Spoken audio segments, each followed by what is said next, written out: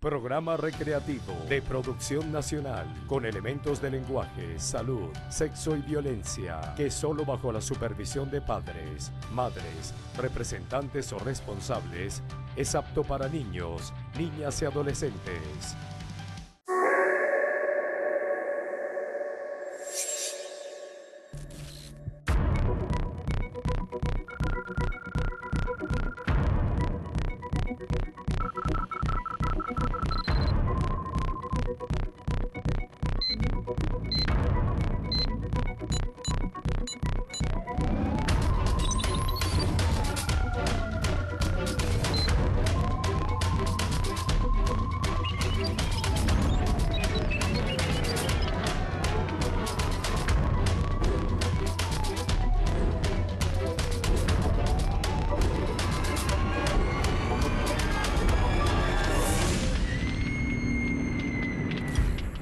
Rostros del Crimen está apegado a hechos estrictamente reales. No hay recreaciones ni dramatizaciones. Sus protagonistas hablan desde el rigor del suceso.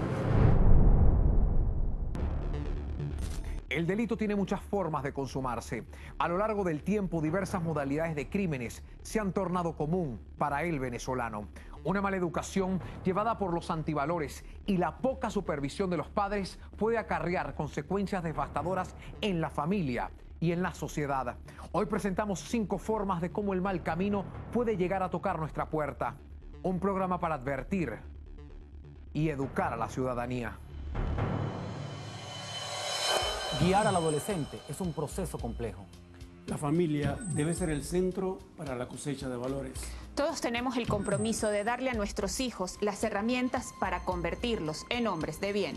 ¿Cuáles son las principales causas para que un joven se descarrile? ¿Quiénes generan influencia en ellos y los alejan del camino correcto? Yosbeli Ramírez es una madre que parió 7 hijos y que comenzó el tema de la maternidad desde muy temprano. Y ella misma lo admite. Ella no estaba preparada para ser madre. Y cuando tú no estás preparado para ser madre, lamentablemente la vida te lleva a otros rumbos. Yo me tuve que ir de la casa. Él fue entregado por la lona a mi cuñada, a la hermana de mi esposo. Ella lo tuvo de edad de 1 año hasta los 11 años, ¿verdad? El niño se veía que él de pequeño se le veía como esa inquietud, era un niño demasiado hiperactivo, o sea, no, era rudo. Empieza un hijo a crecer primero fuera del núcleo familiar, independientemente, aunque sea un familiar cercano, como el caso de la madre Yosbeli Ramírez, que su hijo se tuvo que entregárselo a una cuñada, pero un niño que crece primero sin el calor de madre, que es tan fundamental. No tenía una estabilidad como para que él estuviese conmigo. Entonces, para pasar trabajo conmigo, él estaba bien con su tía económicamente, ¿ves? Entonces, eso es lo que yo prácticamente también digo que en culpa y no haber echado para adelante por él.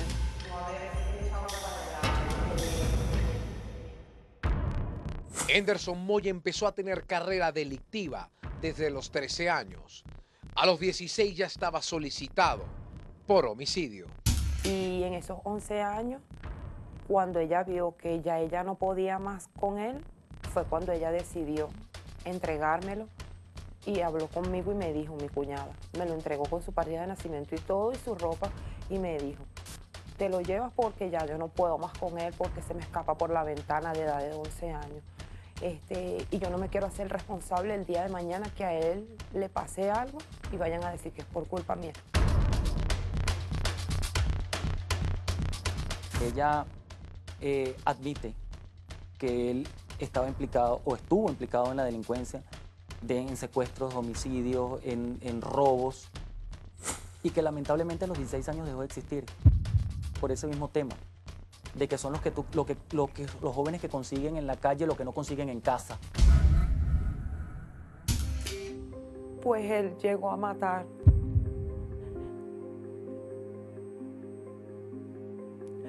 Llegó a robar también.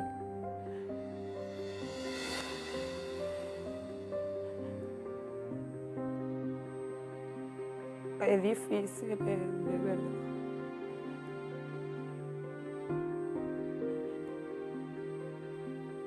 Podrán pasar 10 años, pero siempre va a estar el dolor.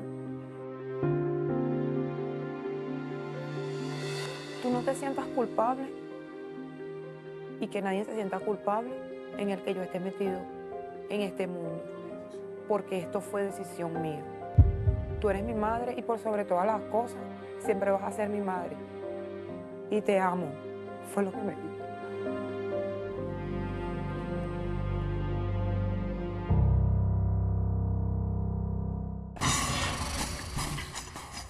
La investigadora y periodista Marisolet Iglesias nos trajo el caso de Yanirka Blanco, una madre que lo intentó todo por rescatar a su hijo de la delincuencia. Yanirka Blanco, ella fue mamá, y te hablo en pasado porque lamentablemente a Luis Alfredo Blanco, de 25 años, lo mataron. Este era Luis Alfredo. Yo identifiqué el mío por la conducta, cuando me llegaba con los ojos pequeños, rojos. Ellos nunca reconocen, nunca van a reconocer que roban, nunca van a reconocer que están drogados, ellos nunca van a reconocer eso. Pero la forma de cambiar el carácter, los ojos rojos, ya te ponen violento. Ella comienza a tomar acciones, a hablar con su hijo, a regañarlo, a quemarle ropa, a botarle zapatos para que no saliera de la casa, pero el hijo igual salía.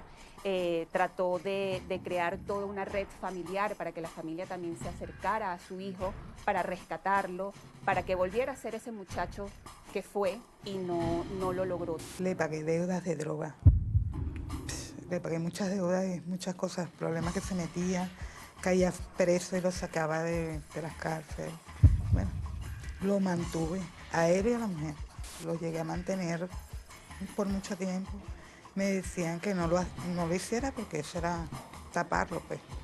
Pero igual yo lo hacía como para que no saliera a la calle. Para Yanirka fue un momento muy duro vivir esa situación, como navegar en esas dos aguas, ¿no? Querer ayudar a su hijo, pero además atreverse e ir a buscar ayuda en estas instituciones del Estado y no encontrarla.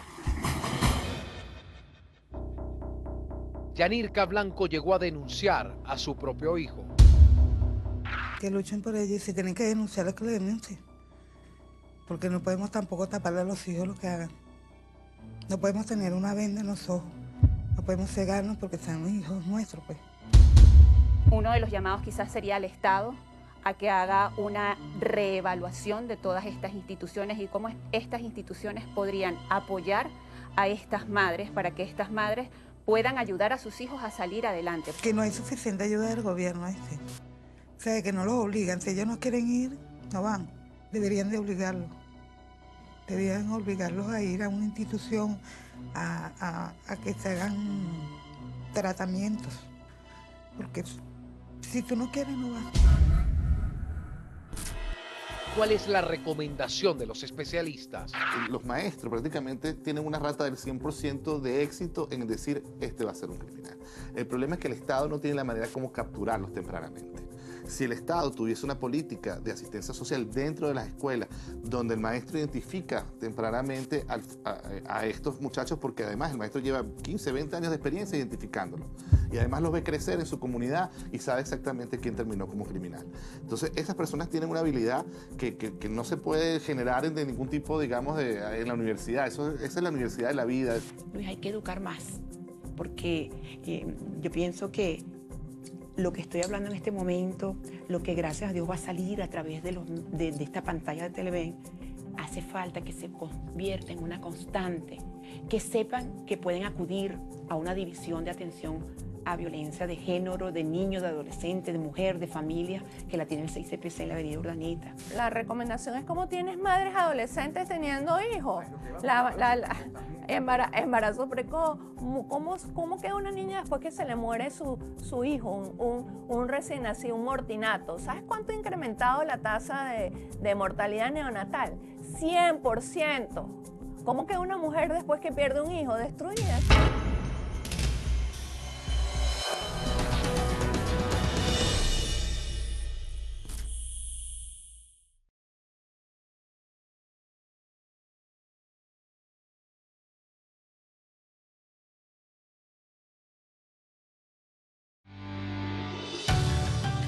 Estás viendo Rostros del Crimen.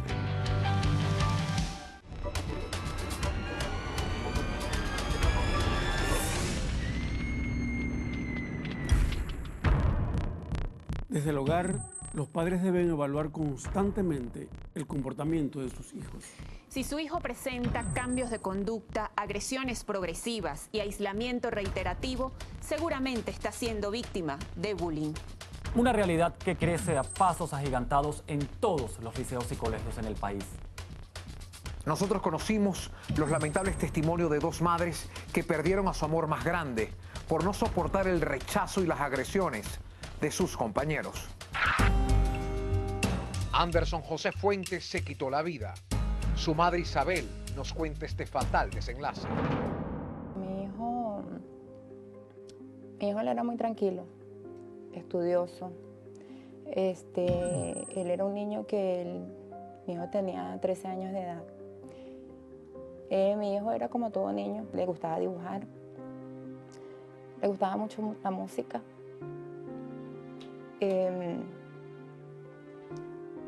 Se la pasaba en su lacto, o sea, normal. ¿Quién era el acosador? Había un niño que siempre, llegaba a someterlos como tal. No los dejaba pasar, no los dejaba bajar ni subir.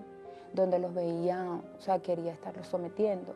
Hasta de que mi hijo hiciera lo que hiciera, él había hablado conmigo. Él me dijo que había un niño de la zona, justamente de la parte donde vive mi mamá, que, lo sometía, pues. Llegaba de bajar al callejón de la parte donde vive mi mamá, él no los dejaba bajar. Cada vez que el acosador se topaba con este muchacho de 12 años, pues lo agredía física, verbalmente, lo robaba si tenía dinero y llegó al extremo de apuntarlo con un arma y amenazarlo de muerte. Mi hijo me comenta, él me dice, mamá, me está pasando, el niño me está quitando ese dinero. Yo a todas estas yo no conocía al niño, yo conocía a su mamá, más no el niño. Yo le dije, papi, yo voy a hablar con su mamá, porque conozco a su mamá. Y su papá justamente lo conozco al papá de esa señora. Mamá, me llevas, mamá, me traes, mamá, me busca, ¿a qué hora me busca? Su primo me decía que él ya no quería bajar por ahí, ya él no quería ya salir, de hecho él no salía de la casa. Él se la pasaba en la casa. Este jovencito de 12 años hizo pública esta situación en su familia. La familia trató de buscar herramientas para solucionar el problema y una de esas herramientas fue que la madre enfrentara al acosador y a la familia del acosador. Mi hijo lo único y las únicas palabras que mi hijo me dijo, mamá, quédate quieta, tranquila mamá, yo estoy tranquila, yo voy a resolver mi problema, yo voy a buscar una solución, yo voy a resolver este problema. Un día, este chico de 12 años tuvo una discusión con su hermano de 10 años. Después de esa discusión, la mamá los castigó a los dos y al niño de 12 años lo mandó a su cuarto. Y cuando fue a llevarle el almuerzo, lo encontró muerto. El 11 de agosto, ellos peleando. Por cualquier cosa, ellos peleaban. Llegó un momento que en horas de mediodía, casi ya a la 1 de la tarde, ellos pelearon. Yo traté de mediar y traté de que ellos no se agredieran más. Le dije a mi hijo menor de 10 años que se quedara en la sala. Y él justamente, yo le dije, bueno, vete para tu cuarto. No sé si fue una manera de mediar. Cuando yo lo mando para el cuarto, él va para su cuarto. Yo le sirvo su almuerzo y cuando yo voy, cuarto, lo consigo a él guindado con una correa mía. A todas estas, claro, tiro el almuerzo y lo agarro, lo bajo como pude, lo bajé.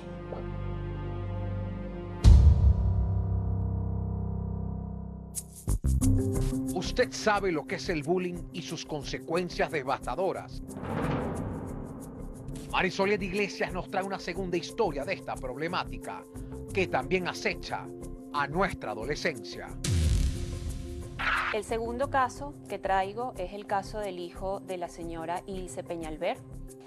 Él era un joven de 22 años que se llamaba Víctor Eduardo Ramírez. Víctor Eduardo tomó la decisión de acabar con su vida. La discriminación constante fue el detonante para recurrir a esta medida. Su madre Ilse Modesta nos relata los hechos. Mi hijo se llamaba Víctor Eduardo Ramírez. Su bullying empezó a los 12 años. No era un muchacho grosero, no era un muchacho maleducado. Era una persona que era depresiva.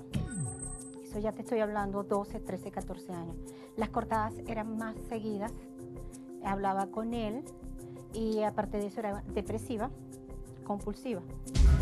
¿Por qué Anderson era víctima de bullying? Él a los 17 años fue diagnosticado Asperger. El Asperger es una condición del espectro autista y aunque el autismo no tiene rasgos fenotípicos, sí tiene ciertos rasgos conductuales que los hace diferentes a las personas neurotípicas. Estos rasgos, pues, distintos fueron el caldo de cultivo para que los neurotípicos acosadores, pues, se ensañaran contra él. Él buscó alejarse de todos. Él se despidió mucho, yo sí veía que estaba muy extraño y tal, y se va afuera a Mérida. Él empezaba a gritarme a través del teléfono que ya no quería más maldad, que ya no quería que le hicieran daño, que ya estaba bueno. Me pidió perdón. Y yo le decía, tranquilo, yo te quiero igual. Y sentí su último respirar. No es fácil. Y esto lo hago porque yo le pedí a Dios que me diera la fuerza, porque ya está bueno de bullying. ¿Cuáles son las claves para que un padre entienda que su hijo sufre de bullying? Creo que los padres, si le dan la confianza a los hijos, entenderán realmente lo que está pasando. Reconocer, tengo un hijo que está haciendo sufrir al otro. Hay señales que me da mi hijo. Hay que preguntarse y analizar cómo es él con los hermanos. Se mete con los hermanos, se burla de los hermanos o de un hermano en particular, con los primos, cuando está haciendo deporte o cuando se está interactuando con otros niños, porque me está dando señales de que él en la convivencia utiliza su poder para hacer sufrir al otro, para hacerle daño. Que el bullying comienza en casa. Cuando un padre maltrata o menosprecia a un hijo o lo compara, es una forma de bullying. Ya ahí lo estás estigmatizando.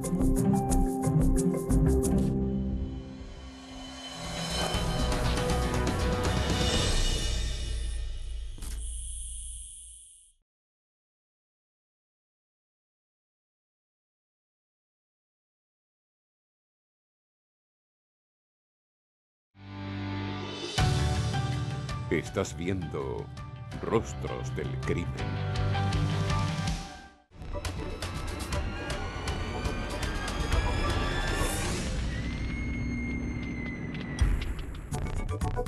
La figura de la mujer ha sido el blanco de diversos ataques a lo largo de los años. En Venezuela, el tema de la vanidad ha traído como consecuencia que muchos jueguen con la vida de quienes buscan opciones para verse mejor. El caso de Mayaribe González muestra esta realidad. Clínicas clandestinas, mala praxis y el descontrol por tener una figura perfecta son terrenos para el crimen. María Isolet Iglesias nos trae un caso que puso nuevamente en la palestra el tema de la vanidad. Hace semanas falleció Mayaribe González después de una operación estética. Mayaribe González, de 42 años, quien falleció este lunes durante una intervención estética en una clínica ubicada en el centro comercial Ciudad Tamanaco. Yo traigo el caso de Mayaribe González. Ella es una mujer que lamentablemente falleció cuando se estaba haciendo una liposucción. La muerte de Mayaribe ocurrió el 6 de febrero pasado en el Centro Médico CID, que era un centro médico que funcionaba en el CCCT. Mayaribe tenía 42 años, estaba casada, tenía una hija de 8 años y estaba a punto de graduarse de abogado. Decidió hacerse una lipoescultura para llegar al acto de graduación cumpliendo con los estereotipos de belleza impuestos por la sociedad. ¿Cuál fue la cronología del hecho? Estaba en el consultorio, le estaban abriendo su historia. Una vez que ella la llaman para que pase arriba al quirófano, nos despedimos las dos como hermanas, pues. Bueno, yo me quedé ahí esperando, pasaron primero a una paciente, después que operan a la primera paciente, como a la 1:30 la ingresan a ella. Pasó el tiempo, transcurrió más de 4 horas, ya como a las 6 de la tarde ya yo estaba inquieta, pues, y le preguntaba a la secretaria, pero ella me decía que no podía darme información. Ella llamaba por teléfono y le decían que, o sea, no le atendían la llamada. Y ella me decía a mí que no, que yo tenía que esperar, que le avisaran. Yo le decía, ya cuando llegó casi las 7 de la noche, le decía, mira, pero no podemos seguir esperando así, o sea, tú tienes que ir, aunque sea subir, aunque sea para que me digas qué es lo que está pasando, porque ya yo me sentía realmente nerviosa, pues, inquieta, pues. Los nervios y la confusión se hicieron presentes luego de no tener noticias. Cuando ya se acerca a las 7:30, casi las 8, llamo al esposo, a mi cuñado,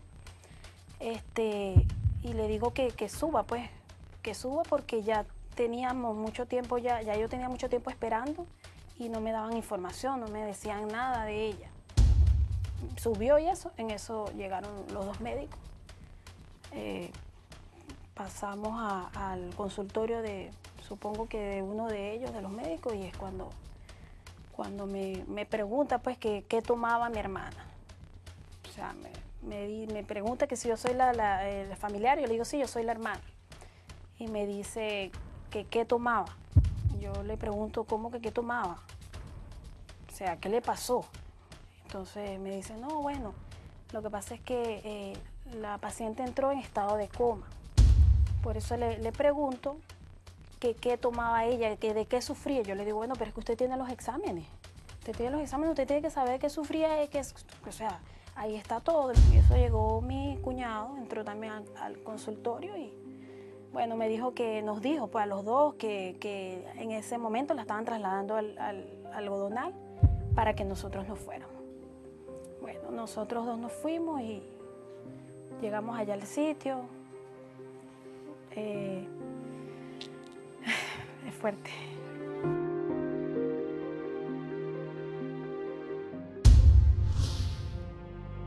Un final trágico tuvo esta historia.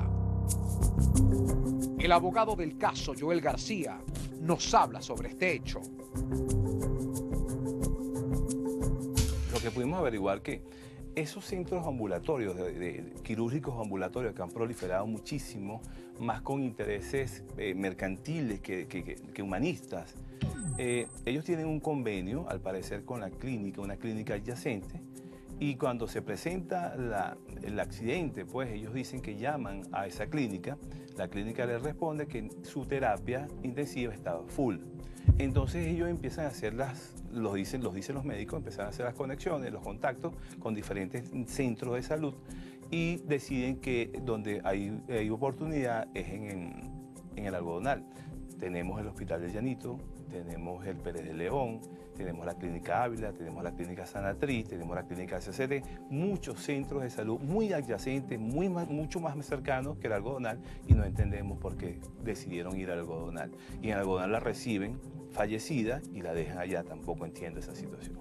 En los quirófanos en los que se operó Mayaribe estaban permisados. Contaban con el permiso de la Contraloría Sanitaria del Ministerio de Salud y contaban con ese permiso porque el grupo de médicos había presentado un contrato con una prestigiosa clínica venezolana en la ciudad de Caracas, en el que la clínica se comprometía a prestar cuidados intermedios e intensivos si se presentaba alguna complicación en las operaciones. Lamentablemente, para el momento de la operación de Mayaribe, ese contrato estaba vencido. Su esposo Diego Ramírez, en medio del dolor, no pudo pronunciar palabra. Solo pudimos obtener el llamado que le hace al país y a las autoridades. Un llamado al Ministerio Público que llegue hasta lo último de este caso, porque este crimen no puede quedar impune. Hemos sufrido muchas personas y van a seguir sufriendo más si esto queda impune. Va a ser terrible para la sociedad.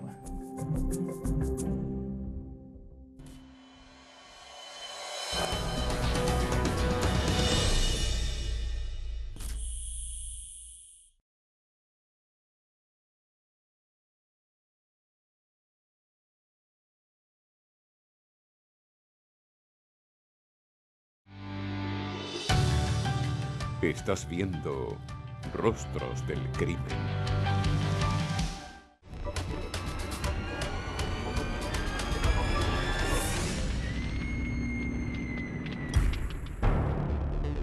La nueva era trajo como consecuencia que los jóvenes se sumerjan en el mundo virtual. Y con ello los criminales también encontraron en las redes sociales una nueva modalidad para delinquir. Con estos casos quisimos alertar a los padres para que supervisen a sus hijos cuando se encuentren frente al monitor. Lo que veremos a continuación puso en evidencia cómo se manejan las bajas intenciones en la herramienta más usada por los jóvenes, el Internet.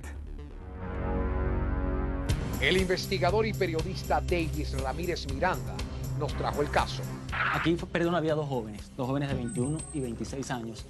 Esos jóvenes, uno de ellos tenía una relación con una muchacha de 21 años también, rompen esa relación y resulta que la muchacha, como no aceptaba esa ruptura, decidió vengarse.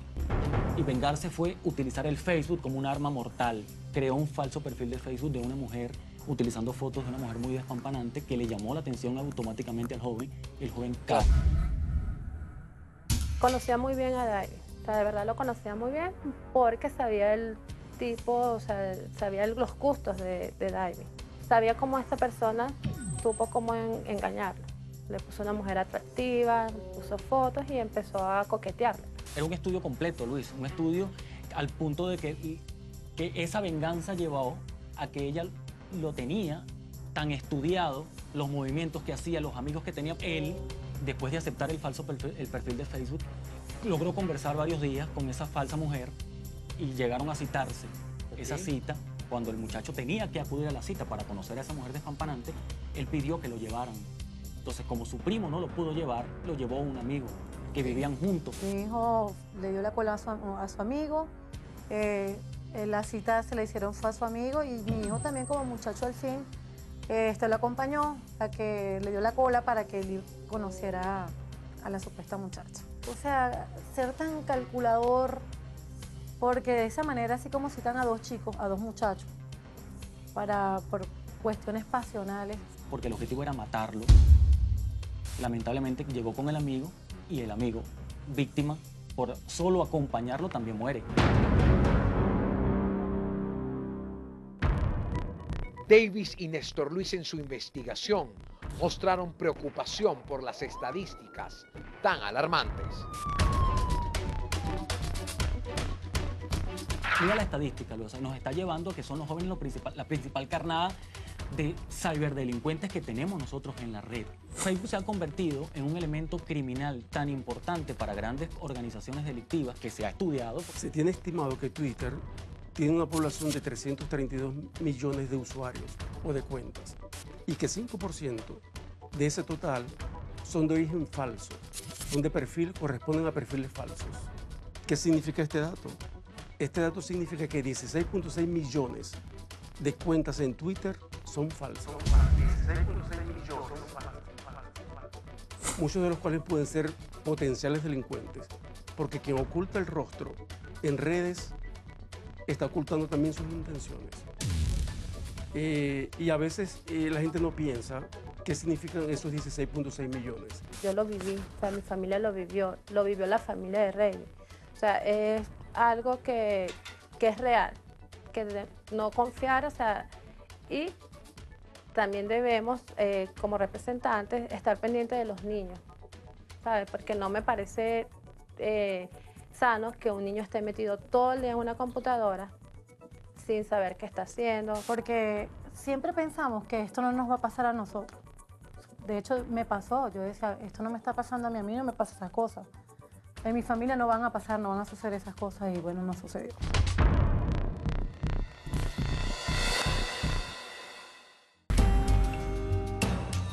Con el siguiente caso, la investigadora María Isoliet Iglesias quiere invitar a los usuarios de cualquier aplicación o red social a que estén alertas. Hoy te traje el caso de cómo un delincuente utilizó una red social para engañar, drogar y robar a un grupo de víctimas. Un delincuente evaluaba los movimientos de los usuarios a través de una red social. Se vestía muy bien, obviamente, con el dinero que había robado. Esto le permitía mantener una imagen de buenas marcas a la vista y de buen cuidado personal. Y además, también, cuando se acercaba, lo hacía de una forma amistosa, trayendo siempre algo.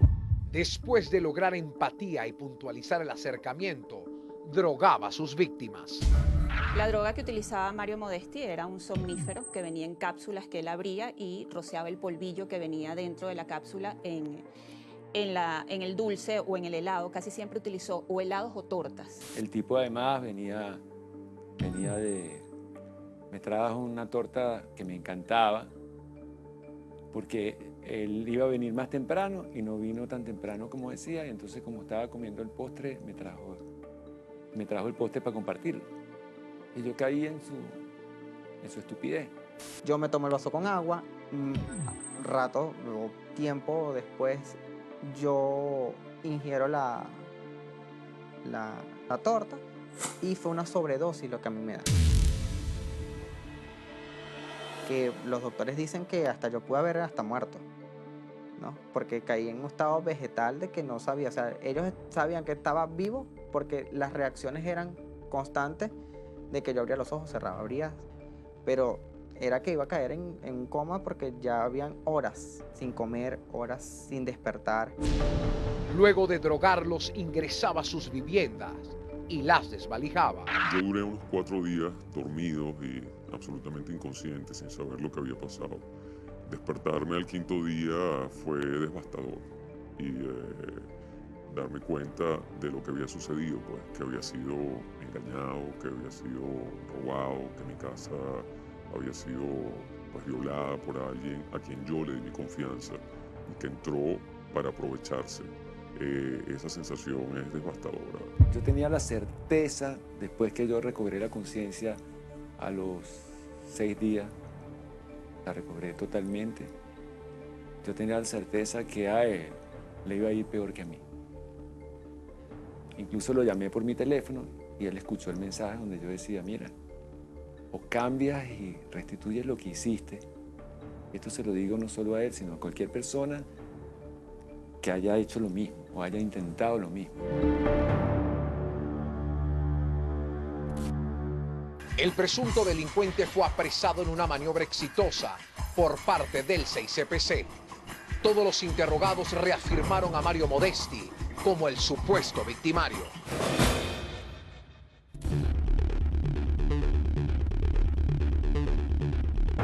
Mario Modesti está actualmente preso, fue detenido en noviembre del 2015, estuvo varios meses detenido en la subdelegación del 6CPC de Santa Mónica. Aproximadamente a principios de 2016 fue trasladado a Yare 1, al internado judicial de Yare 1. No se ha celebrado ningún juicio, eso es importante decirlo. No se ha celebrado ningún juicio, por lo cual no hay sentencia firme contra esta persona, a pesar de haber pruebas y testimonios y víctimas con la disposición de ir a un tribunal a denunciar. Hoy las víctimas quieren agradecer a las autoridades del país. La gente que me conocía me decía, mira, quédate tranquilo, no vayas a denunciar nada porque todas esas son redes. Hay la idea que los peores son los 6CPC y la policía y todo eso. Bueno, No lo sé. Lo que yo sé es que desde que yo fui a denunciar, yo me sentí apoyado, comprendido, y ya casi el caso estaba totalmente develado. O sea, yo llegué y ya enseguida me enseñaron fotos, me enseñaron todo el trato más amable que recibí en sentido de comprensión. Y la verdad es que encontré respeto y buen trato de parte de los policías y luego también de las personas encargadas del caso. Lo que lamenté mucho es las condiciones precarias en las que trabajan. Me parece preocupante que en nuestro país la policía esté trabajando con menos recursos tecnológicos que los delincuentes, que estén resolviendo tanto trabajo sin tener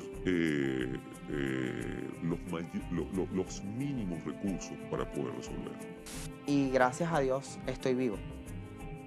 Estoy vivo, pero lo que no perdonaría es que esto siga ocurriendo y que nadie haga nada, de que nadie diga nada.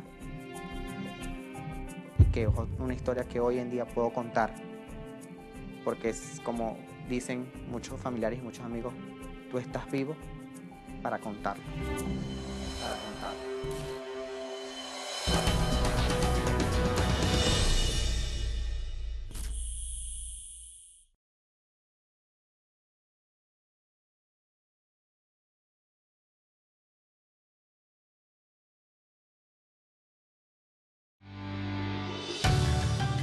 Estás viendo Rostros del Crimen.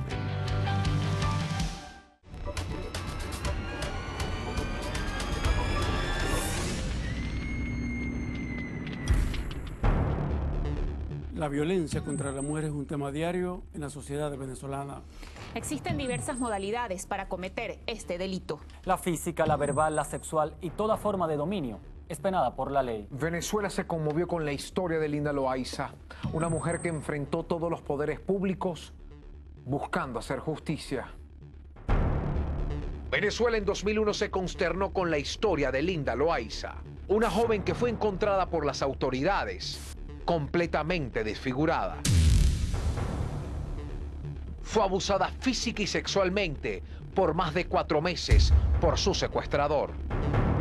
Bueno, Linda Loaiza sigue siendo la niña esa niña rebelde, con muchos valores, con mucha capacidad de decidir en tiempos difíciles, no sin olvidar el dolor que hay dentro de mí, no sin olvidar lo mucho que sufrí y padecí. Porque hay algo muy importante, y es que las víctimas de hechos atroces no olvidamos. No olvidamos lo vivido, no olvidamos el sufrimiento, y es eso lo que, o al menos a mí, me ha ayudado a tener fuerzas, a tener valentía, a tener coraje. El hijo del exrector de la Universidad Nacional Abierta, Luis Carrera Almoina, bautizado como el monstruo de los Palos Grandes, fue el victimario de este execrable suceso. Marisoliet Iglesias nos trae el caso. En su investigación constata una situación que se repite en el mundo. El poder intimida a la justicia. Este fue un caso que nos demostró que cuando tienes relaciones y poder, logras lo que quieras, lamentablemente. Porque fíjate, tengo aquí un balance. Ese caso, durante todo el proceso, tuvo 59 jueces inhibidos. Las audiencias fueron diferidas en 38 oportunidades y 76 funcionarios del sistema judicial tuvieron el expediente de Linda Loaiza. Y lo único que logró fue solo 7 años de sentencia. La sociedad venezolana es testigo de la incesante lucha que lleva a Loaiza clamando justicia. El caso de Linda Loaiza ocurre en el 2001, en una sociedad, como te digo, que estaba acostumbrándose a una ley que para ese momento tenía 2 años. Un caso que fue abominable, un hombre de poder, amparado también por el poder de su padre. Tortura y sodomiza a una muchacha de 18 años que había llegado a Caracas desde Mérida. En mi caso específicamente, bueno, un caso que ocurrió los hechos en el año 2001 y que se obtuvo una sentencia, que se acusaron varios delitos, que algunos ocupaban pena máxima. Hubo una sentencia firme en el año 2006 y por una condena de 6 años y 1 mes a ello. Durante ese proceso yo también estuve condenada ante las instituciones del sistema judicial venezolano. ¿Por qué? Porque fui víctima de una infinidad de un sinfín de recusaciones e inhibiciones de las instituciones. Fui víctima de constantes atropellos y agresiones, tanto yo como mi familia. Loaiza se negó a que su perpetuador obtuviera privilegios y una libertad antes del tiempo correspondiente. Apeló incesantemente a los distintos entes, exigiendo rectitud en los procesos. Tuve que realizar una huelga de 13 días ante las puertas del Tribunal Supremo de Justicia para exigir a las instituciones que se realizara un juicio. Sin embargo, logrado el objetivo, se realizó el juicio y ese juicio finalizó con una sentencia absolutoria a la cual debí apelar, a la cual debí realizar todos los recursos pertinentes para llevarse un segundo juicio. En el segundo juicio también fue víctima de inhibiciones, recusaciones de jueces, diferimientos, y posteriormente inició un segundo juicio, el cual pues hubo una sentencia condenatoria de 6 años y 1 mes. Este hombre, Luis Carrera Almoina, él fue primero absuelto en un primer proceso. En un segundo proceso le dictan una sentencia de 6 años y 1 mes. En el 2007 él sale libre. Acudí posteriormente en ese mismo año, al tener una sentencia firme, acudí a las instituciones internacionales, que es la Comisión Interamericana de Derechos Humanos, denuncié el caso ante la comisión y allí fue aceptado en el año 2010. Es la primera denuncia de violencia de género de Venezuela que llega a la Comisión Interamericana de Derechos Humanos. La comisión la acepta, la lee, convoca a Linda. Linda fue en el año 2015 a declarar. Luego de su declaración, la comisión quedó en seguir evaluando para ver si llegaba el caso a la Corte Interamericana de Derechos Humanos. Para la fecha de la entrevista, Linda esperaba respuesta de la entidad internacional. Hoy se hizo historia. Por primera vez la denuncia de una venezolana por un caso de violencia contra las mujeres será juzgado en esta tribuna. Esperar los resultados, que el Estado cumpla con una sentencia que se llegue allí. La verdad, yo tengo la fe puesta en Dios y en todo el proceso y todas las pruebas que hay allí, para que el Estado sea sentenciado, y una vez sea sentenciado, bueno, espero que el Estado cumpla. Tenemos décadas presenciando cómo la delincuencia conquista indeteniblemente más espacios. Es hora de atacar desde raíz toda causa. Esta tribuna se abre como respuesta para que entre todos los venezolanos busquemos soluciones. #RostrosDLC para conocer sus comentarios en redes sociales, nuestras cuentas en Instagram y Twitter, @RostrosDLC. Mi cuenta personal en Twitter es @LuisOlavarrieta y en Instagram OlavarrietaLuis. La cuenta de nuestro canal en todas sus plataformas digitales, @Tele20V. Nosotros también estamos activos en ellas. Síganos por @DavisRamírez, @Isoliet, @Yabanero. Si quieres conocer detalles de este programa y otras noticias de interés, los invitamos a cliquear www.caraotadigital.net. Seguimos la próxima semana, Venezuela, cuando nuevamente nos sentemos frente a frente con los rostros del crimen.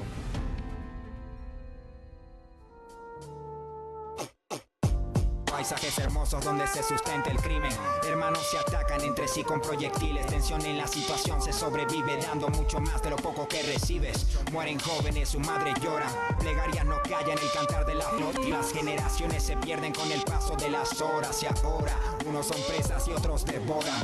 Calle calles de sorpresas como la caja de Pandora, donde mantengo la esperanza a pesar del diluvio y la superación y el estudio como refugio. Sigo caminando en estos suelos sin que me detenga el miedo. Mis palabras son reflejos, entiendo lo que siente el pueblo porque soy parte de ello. No importa color ni pensamiento, es el mismo espejo. Voceros de los que quedan, también de aquellos que partieron. Unidad es lo que quiero, espero.